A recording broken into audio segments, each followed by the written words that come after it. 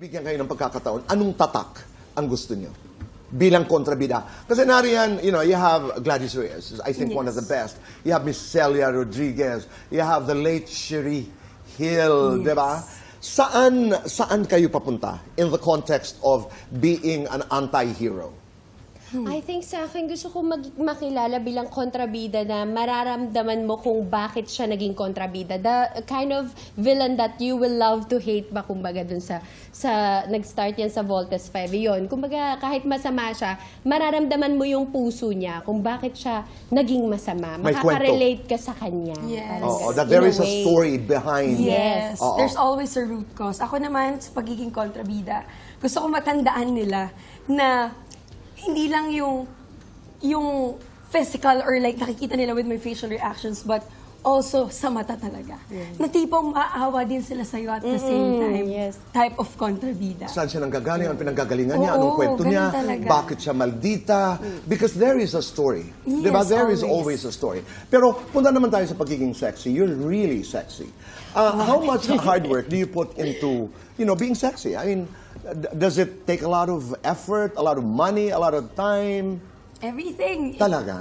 Effort, talaga, and time. Uh-huh. And of course, kailangan mo rin i-prepare mentally yung body mo kasi it's really hard, to work out every day, mag-diet ka, mag-fasting ka. So Because it is also your tool, di ba? As an Yes. actor, eh. Yes. How Your difficult, body easy your is it? instrument, actually. Yes, totoo yun. Your body is your instrument. And sa akin naman, I think more on the mental talaga. Kailangan maging confident ka sa sarili mo. Kailangan tanggapin mo muna yung imperfections mo and then find your strength sa katawan mo. Like, kuwari, mahilig ka mag-gym, magaling ka mag-diet or mag-plan ng diet. Talagang kailangan alam mo din talaga yung goal mo. Hindi yung like, babaguhin mo yung sarili mo because of what you hear sa ibang tao. Or what you see. Sa sarili mo dapat nanggagaling yung motivation. No, I like that. I like that point about alamin mo yung strength mo. Yes. Physically, mentally, intellectually, at yun ang ipakita mo because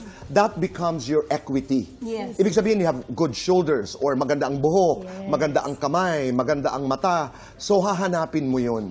That's really interesting because a lot of people might think na, ay, ang dali naman magpa-sexy. Ay, ang dali naman. And then you combine yung sexy at pagiging kontrabida. That's interesting. Yes. Di ba? That's interesting.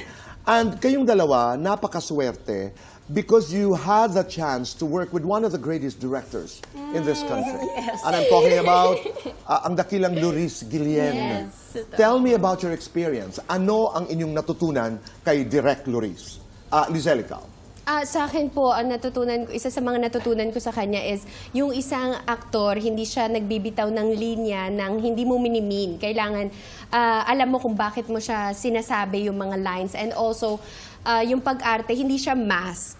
Kumbaga, hindi siya para itago yung sarili mo. It's to expose yourself actually. Kailangan totoo yung nararamdaman mo para maramdaman din ng tao na totoo yung emotion na binibigay. Right. Yes. Lian, ikaw. Ako naman ang natutunan ko kay Direk Clarice is the preparation behind it. Kasi parang naalala ko nung time na nakasama ko si Direk Clarice, I don't feel confident about myself. Lagi akong kinakabahan every time na magtitaping kami. So hindi ko nagagawa ng maayos yung trabaho ko. And tinulungan niya ako kung paano maging confident sa craft ko. Paano? Lagi niya sinasabi sa akin, bakit ka ba nandito?